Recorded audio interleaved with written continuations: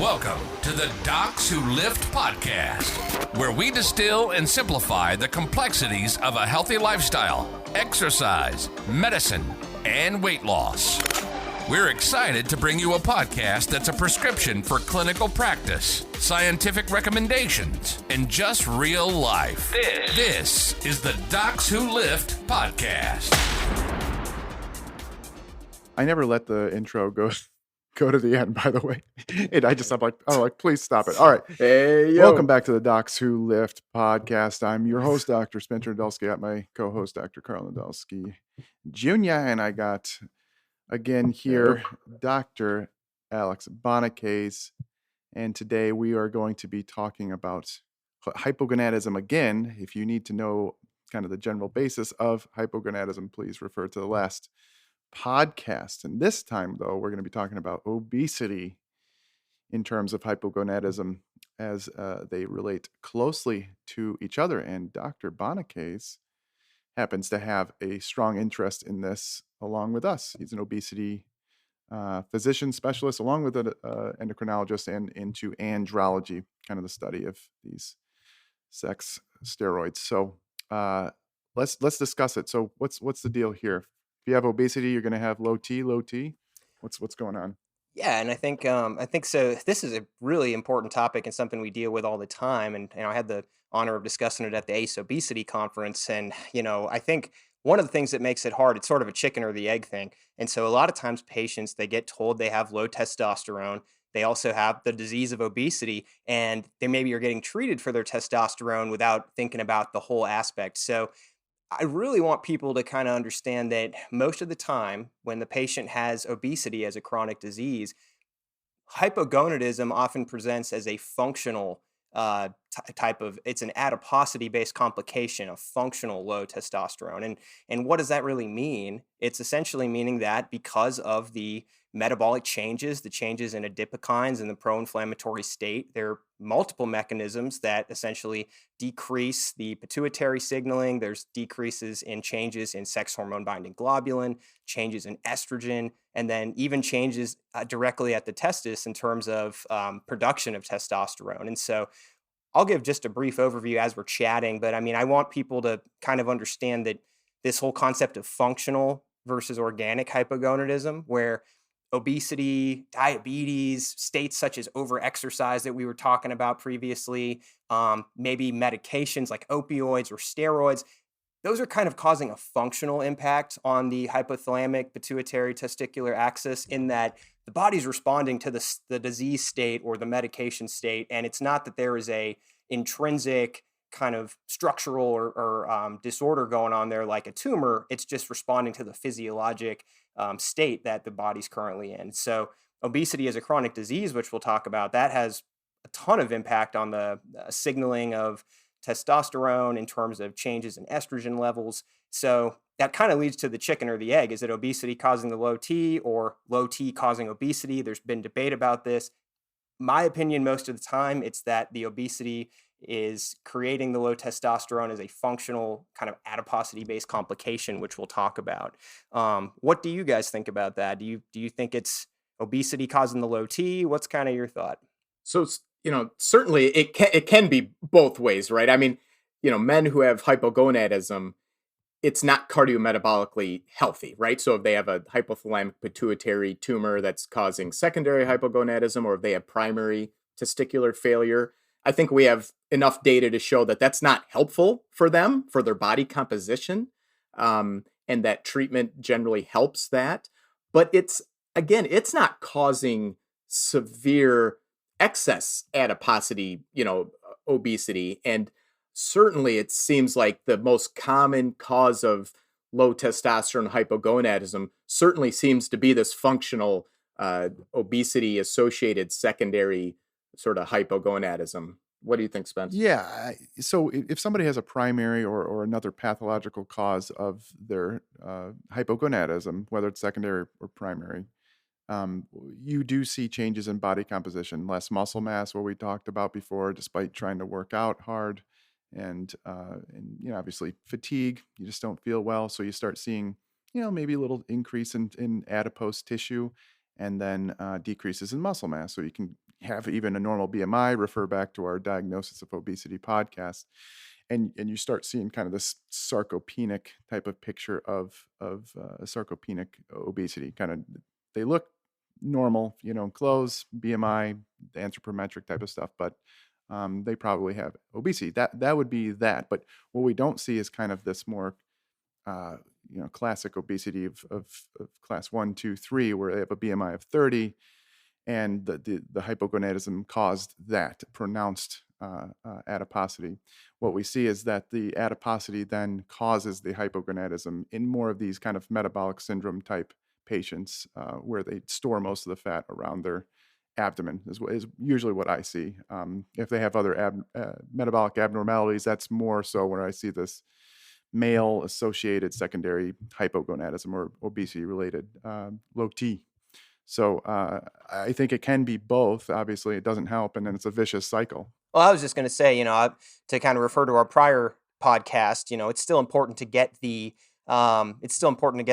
proper diagnosis workup, right? You don't want to say, oh, it's just because they have chronic obesity, blah blah blah. Don't even check this stuff. No, we're not saying that. We're just saying that's usually going to be the cause, but you still need to kind of be systematic and go through the proper workup, because patients with a BMI of 50 still get prolactinomas, right? They still get hemochromatosis. So, I mean, I think that's something that definitely not saying don't skip the workup, but it's usually the most common cause. And I guess one thing, do you want me to talk a little bit about kind of some of the physiology briefly, or do you want to talk go over about the pathophysiology?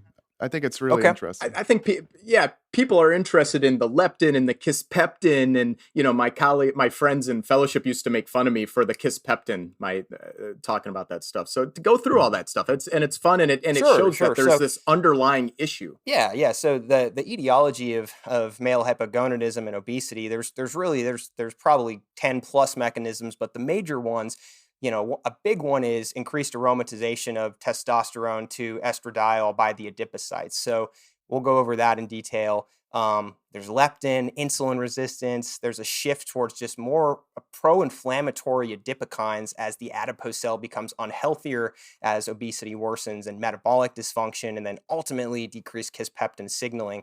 So I'll just briefly kind of speed through some of these. So aromatase, a lot of time, and this actually has a lot of kind of relevant applications to some of the low T clinics, but aromatase is an enzyme that converts testosterone to estradiol, and it's generally, it's present in many different tissues, generally found in adipose, gonads, brain, skin, bones, but about 80% of that circulating estradiol in men, it's derived from aromatizing your androgen pool to estradiol. So we know that as your adipocyte mass increases, you have more tissue to aromatize testosterone to estradiol. So they've had studies even dating back to the early 70s showing that estradiol increases pretty much linearly in men as their body weight goes above the ideal range. And so what does this do? It's essentially the high estradiol, what it's doing, testosterone is directly decreased because you're taking away from that pool of T, turning it to E to estradiol.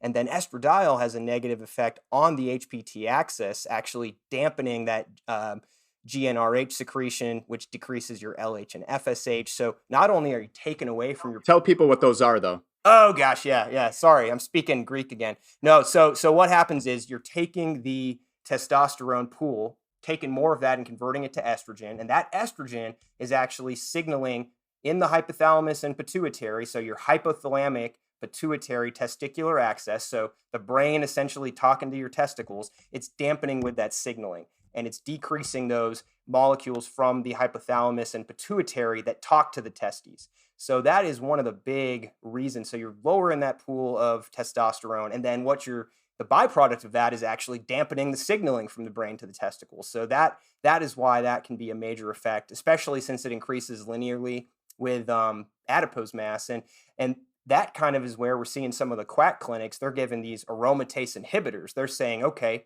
if I can block the conversion of testosterone to estrogen, maybe I'm going to break that whole cycle. And, I think we've all talked about this. It sounds nice in practicality, but there was a great study in New England Journal 2013 by Finkelstein and his team they actually gave guys that were hypogonadal, they said, we'll give you testosterone, or we'll give you testosterone plus an aromatase inhibitor called anastrozole.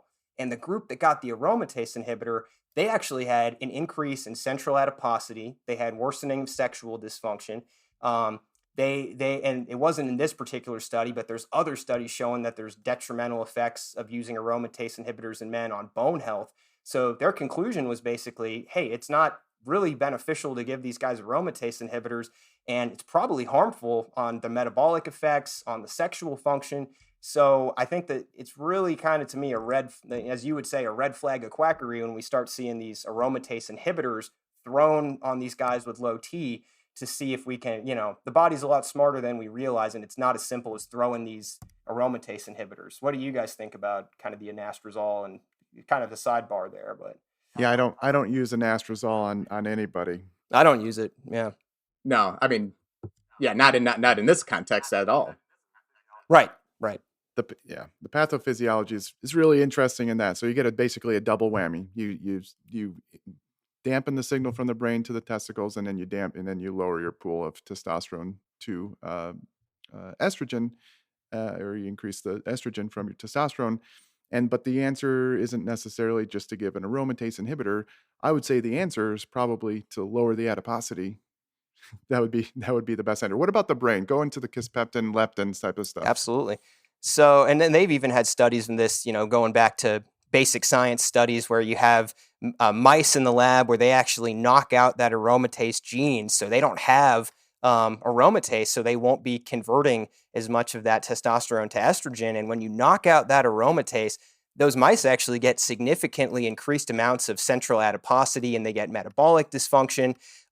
There are studies of patients that actually had a genetic mutation where they didn't have aromatase in proper levels, and those patients had osteoporosis early. They're all men. They didn't have fused bone plates. They had increased metabolic dysfunction, and a lot of them got better with estradiol replacements. So I think a big misnomer is that estrogen is bad in men. It's not that it's bad. It's bad to have too much, and it's bad to have too little, because I've definitely seen patients from urology where they were given like maybe letrozole or anastrozole for the purpose of increasing their sperm count, and the goal was fertility, but their sex drive was dead because their estradiol was down to 0. And really, two of the most important hormones for a man's sex drive are DHT, dihydrotestosterone, and estradiol. So the balance of that is important. And I think we're getting too cute if we think we can manipulate it with a pill to try and outsmart the body and mitigate that. So I totally agree.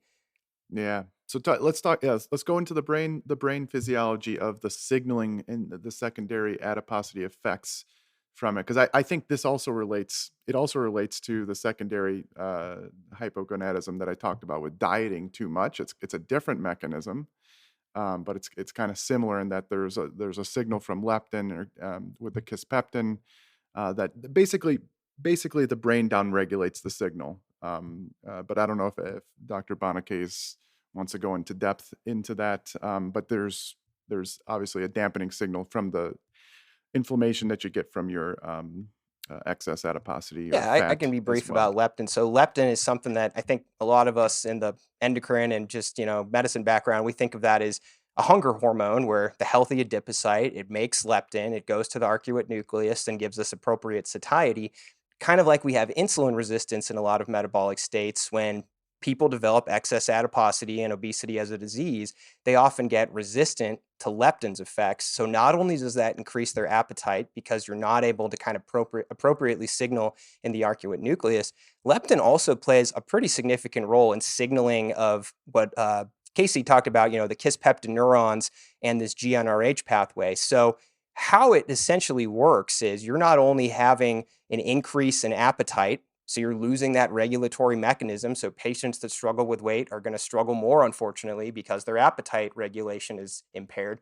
They're also going to have that dampening in that of the brain signaling, so they don't have as much testosterone production. And there's even literature. It was in 1999. They did a study on this. They even found that at the level of the testis, leptin resistance actually causes patients to not respond to the signaling from the brain as well at the level of the testicle. So they actually gave patients HCG, which is essentially an analog of LH. So for all intents and purposes, we're giving the signal from the brain that should tell the testicles, hey, make testosterone. And they didn't respond as well in patients that had leptin resistance. So not only are you dampening the signal up in the brain, you're also dampening it down in the testicle as well by impairing the production. So yeah, it's incredibly complex, and you're hitting this pathway through like 10 plus different ways that is impairing it purely from the disease of obesity. And I'll rush through some of this other stuff really quick and then get to kisspeptin. But basically, as the fats, and I think that you guys talk about this a lot as well, people sometimes think of adipose cells as this kind of unflattering storage tissue that we have. But as you guys have both talked about, adipose is a very active endocrine gland, right? It makes hundreds of different hormones called adipokines. When fat is healthy, it makes anti-inflammatory adipokines.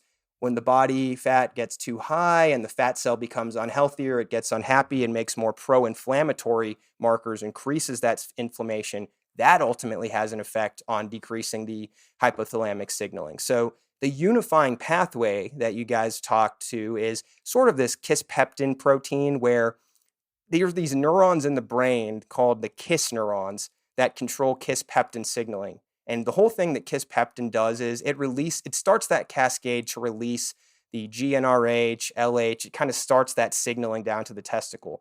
So the four of the major factors that really downregulate the kisspeptin signaling, if you have leptin resistance, you can't have leptin help with that pathway. So leptin resistance is hurting kisspeptin signaling.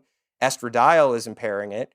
The inflammatory adipokines are impairing it. And also insulin resistance is also playing a role. So you have a multi-pronged layer of issues kind of impairing this signaling. So it's not hard to see why guys who struggle with obesity, they get this functional hypogonadism. So let's go into then treating it. So, okay. So would you check are the diagnosing any different from what we talked about in the hypogonadism diagnosis portion?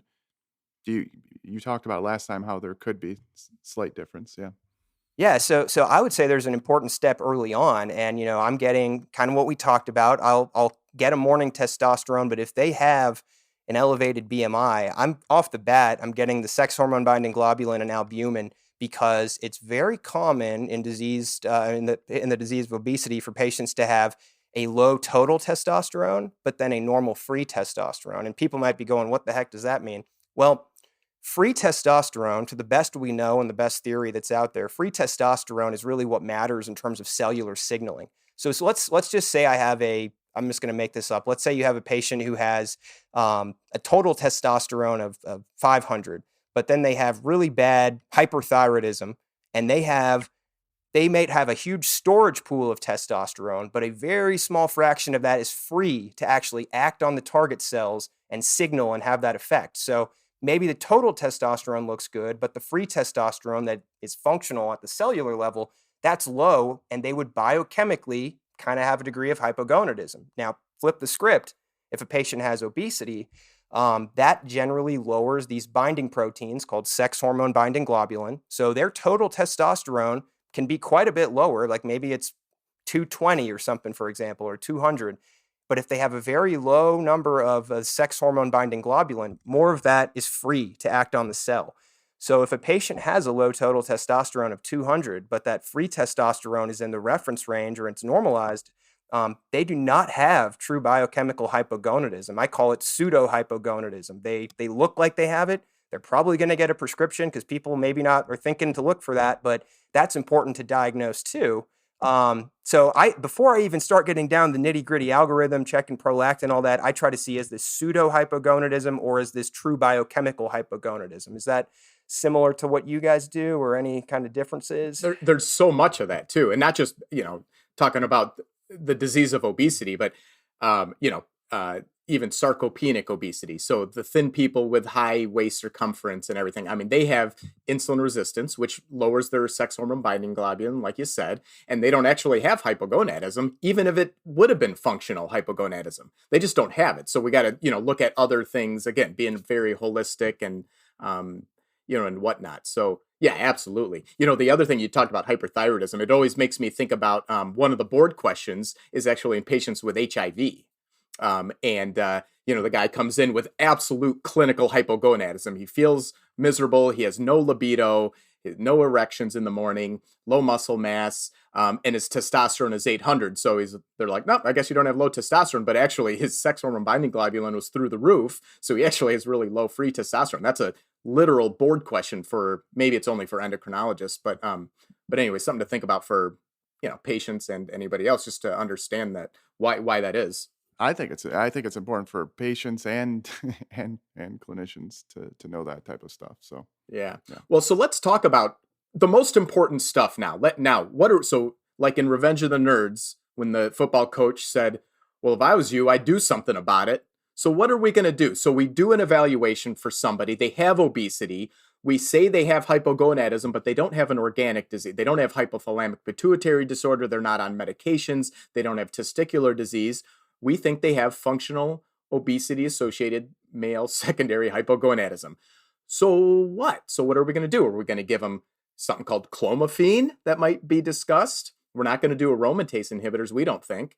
Testosterone replacement therapy might be considered, but I think we all are going to want to enforce treating the underlying root cause, and that is their adiposity. So tell us about that. What are some of the data for that? Yeah, there's great data that, patients that are using either lifestyle and caloric restriction or bariatric surgery, which tends to obviously have a more robust effect on weight loss. There's a really nice meta-analysis. The patients that had bariatric surgery and lost more weight, they had a kind of an expected rise in a proportionate rise in testosterone based on the amount of adiposity they lost. So there is great data. We know factually that when patients have this functional hypogonadism and they lose weight in terms of decreasing their adiposity, the testosterone does go up. Now, I think one of the challenges is we have to avoid that trap. And this is where I think we really shine as obesity docs is, if we say, okay, well, the testosterone's because you're overweight, you need to lose weight, you need to work on that. That doesn't help anybody. We all talked about that. We all know. So I transition a lot of these kind of visits to weight management, and I try to work with them very closely, maybe see them every couple weeks or monthly if they're wanting to engage on that. And I kind of go down that whole weight management pathway, and I start a lot of them. I end up, if it's appropriate, I end up starting them on a GLP-1 receptor agonist.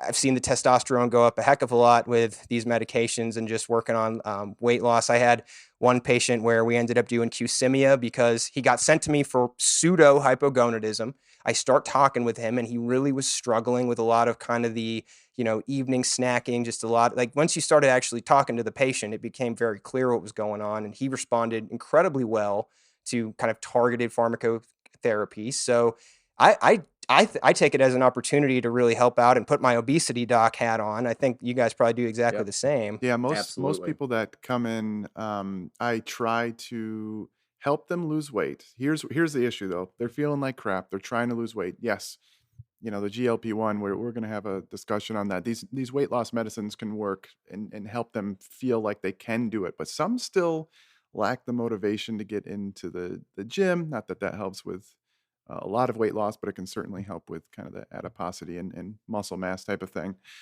And they just kind of lack this energy, and that's it's a vague symptom and not a reason to necessarily go on testosterone. But if they have low testosterone plus some of these symptoms, what we talked about in the diagnosis, I've had it both ways. Their testosterone will go from 200 or so total testosterone with a low free testosterone.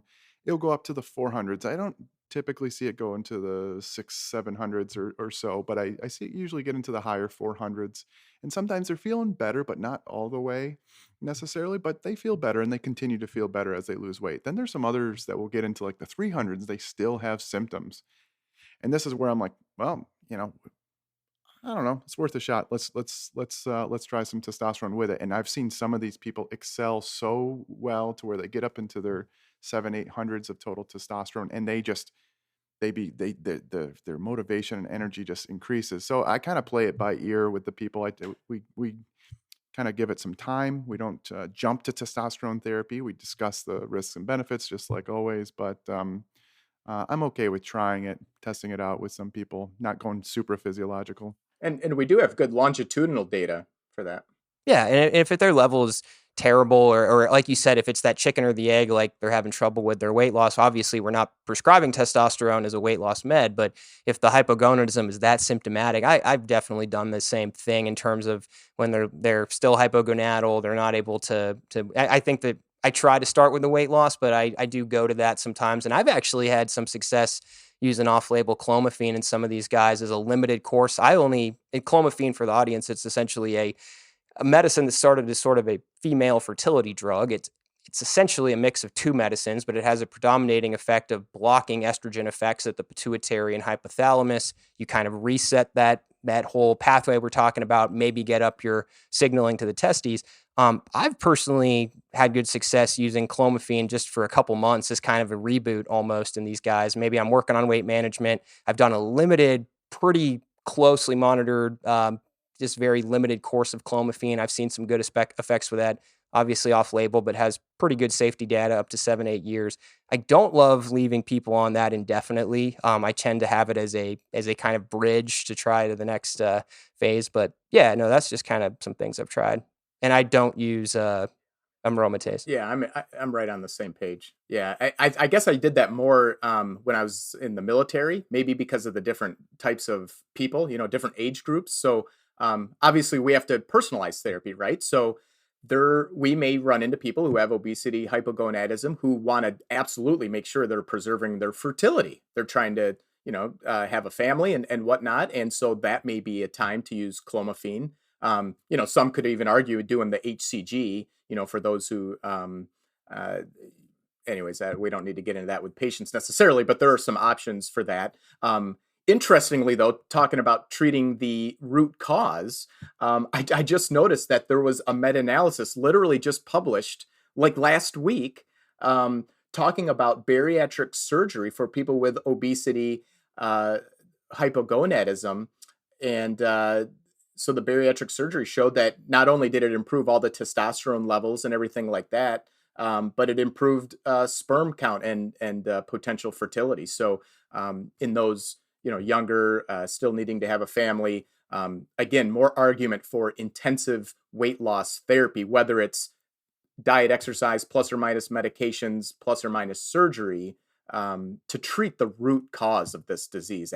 So that's kind of interesting. It was in Annals of Medicine and Surgery, the effects of bariatric surgery on male and female fertility, by the way.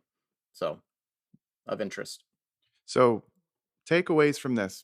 If you have obesity and you're feeling tired, low libido, that type of thing, you could get checked. But if you get checked, just know that, first of all, they should do a secondary workup, as we discussed last episode with, the prolactin and all these different things, ferritin.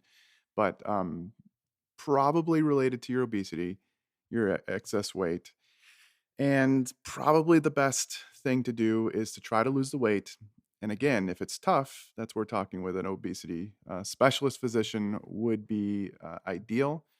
And then there's still help if you need it. Again, I add back some testosterone for those who it's like, it's not cutting it. They've lost more than 10-15% of their weight and they're still kind of feeling down and libido is low and their testosterone's right on that border. I have no problem adding back physiological doses, but I think the first step would be for most people to, hey, find someone to help you lose weight first before jumping on the T wagon, going to a testosterone replacement place, getting some aromatase inhibitors, 200 milligrams of cypionate a week. Some people are even giving out, I've seen some people giving out nandrolone, decanoate, and Oh yeah, it's a compounded. There's compounded pharmacies now. They have. I've memorized all these different stacks. Yeah, they're using Deca, Durabolin. They're using They're using oral Winstrol. They're using all kinds of. I didn't even know that It's was insane. FDA approved. I know oxandrolone, which is Anavar. Oh, of course it's not. I've I seen don't think them it use is. I think that. they're getting it like it's totally. These things are all going to get shut down. I can't believe Hopefully. nandrolone. It's like, wow, really? Yeah. Wow. Avoid the quacks. Even nandrolone kind of blows my mind. I mean, yeah, that's a whole nother podcast. Nandrolone's a synthetic 19-nor kind of testosterone that pretty hardcore anabolic steroid that can disrupt things in a lot of different ways, especially, so. That's some interesting stuff. So that's about the gist. So if you have obesity, don't just go to the tea clinics and get some tea. Lose some weight. Obviously, easier said than done. Sometimes you add testosterone to help you feel better. And I've been able to wean people off. I actually use a lot of the HCG and Clomid to wean people off of the testosterone because it helps. As I think that's Dr. great. Yeah, Bonnecaze said. I've definitely done the same. How many memes a day do you recommend for weight loss, Spencer? 2 to 3 memes a day. 2 to 3 memes a day, along with a good podcast once a week. So, all right. Yeah, thanks, Dr. Bonnecaze. Here's our outro. This podcast is for entertainment and education and information purposes only. Remember, the physicians on this podcast are not your physician. It should not be considered professional or personalized medical advice. It should not be used to replace speaking with your physician or medical professional to discuss your specific health concerns. The topics discussed should not be used solely to diagnose or treat any condition. As a result, we are not responsible for any unwanted medical outcomes. The views and opinions discussed are of those of the host only and do not represent those of any other entities.